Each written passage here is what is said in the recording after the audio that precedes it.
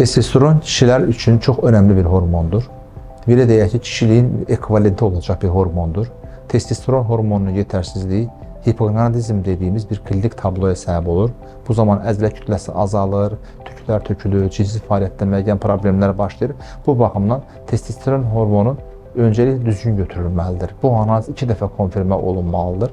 Sabah-sabah səhər saatlarında saat 9-a qədər verilməsi ən idealdır və doğru şərtlər daxilində verilirsə, 2 dəfə analiz nəticəsində testosteron hormonu aşağı çıxırsa, yenə bunun araşdırılması, səbəblərinin müəyyən olunması həkim endokrinoloqun işidir.